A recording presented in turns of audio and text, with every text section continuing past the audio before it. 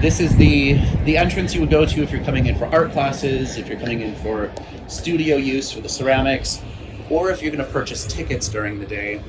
This is our pottery studio. We have 10 instructional wheels for students, and then we have a hand building area off to the right here.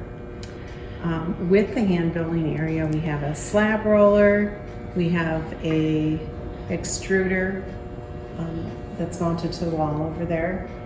And then if you see the two panels at the far walls, those are all of the possible glaze combinations that we have here. When you mix the glazes in different ways, you're going to get different finishes. Even depending on which order you apply the glazes, they're going to appear differently. And all of these glazes that you see they're mixed in-house by our studio manager. So she uses, these are the basic colors that she uses to come up with these over-under combinations. So it's a very busy room. It's a very active room. Yes. In fact, it's maxed out for the number of classes that the facility can offer. We have 3 electric counts. Our painting programs have really taken off. We have one that's off-site at Ritter Farm Park, and that's kind of nature-based oil painting. Our in-house painting programs consist of adult oil. We have a new instructor that started with us this year. She does a lot of kind of, I would say, more atmospheric landscape paintings. You can see some of them on the center wall here. They're in progress. And then we also have adult acrylic and adult watercolor. And then for kids, we do acrylic and watercolor.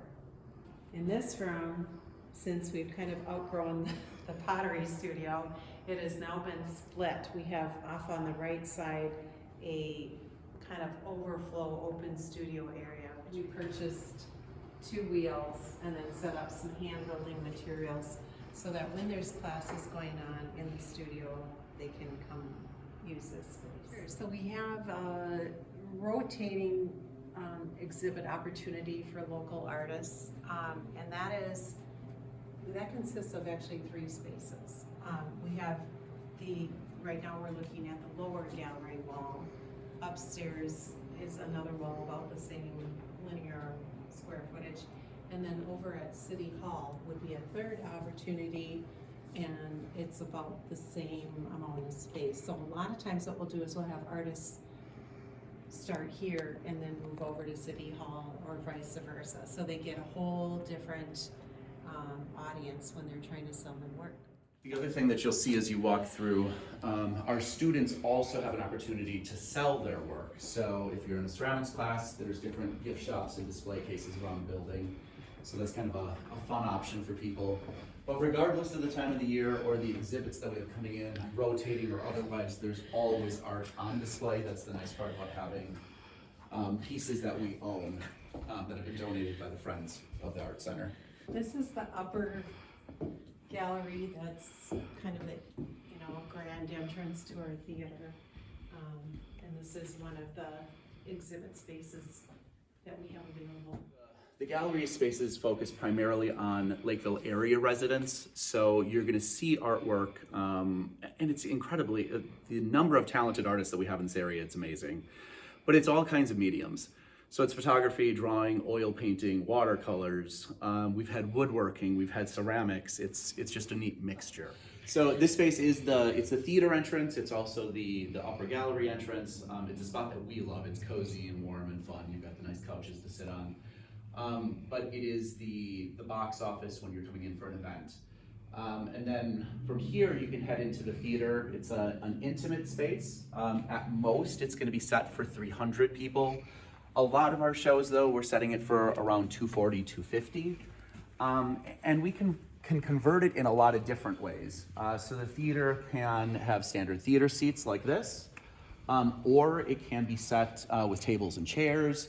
Sometimes it's just rows of chairs. So every event is a little bit different depending on the structure and the need for that individual group.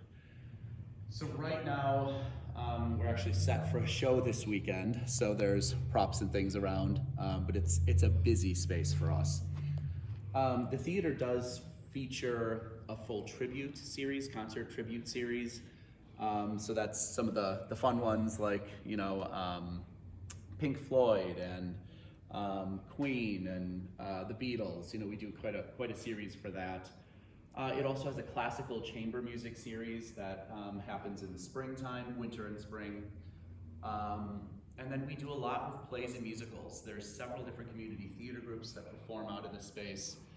All said and done, we do about 130 ticketed events a year. The Art Walk, it's our outdoor sculptures, and that's a combination of things that the community has made at the art festival. So it's things that, like the paintings and those items, the community actually had a hand in doing, which is so fun. And then there are pieces that we have commissioned. So where we've worked with local Minnesota artists to have pieces manufactured and made specifically for this site. This is an item that's newer to the facility, so it's something you can visit at all times of the day. I will say my favorite is viewing it at night. The lighting on the grounds here is beautiful. The building itself is lit beautifully, and then the work itself is also nicely lit. But this is an area that we're actually intending to expand. So we want to be able to do this throughout downtown so we can feature the artwork a little bit more, not just here at the Art Center itself. We have a new commission piece that's going to be going in here in spring. That's a really fun one by an artist out of Lutzen, Minnesota. So that'll be going in here. The newest piece that we did though in fall is this piece on the corner. It's called The Fossil. Such a neat piece of work because as you kind of circle past it, it's here. As you get in front of it, it's not here. It kind of fades away as you get right in front of it. And then as we head down, there's two more sculptures here. Both of these are community projects. So the butterflies we did in 2019. So the community helped us actually with the full manufacturing of this. The high school cut the shapes, a local welder did the welding for us, and then the community painted them. And then we've got these the totems here, the columns, which are fun. The ceramics department did the finials to the top, and the community actually helped us do the tile work to it. So, and those are projects that we do at the art festival. The site itself is actually used for three major events in the community. It's the Taste of Lakeville, that happens every summer.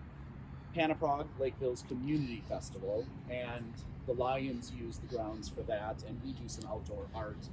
And then it's the art festival, which is the third weekend of September every year. We'll average 10,000 people coming through for events like Panaprog. And just because of the site and the location, it's a beautiful backdrop for those types of public events.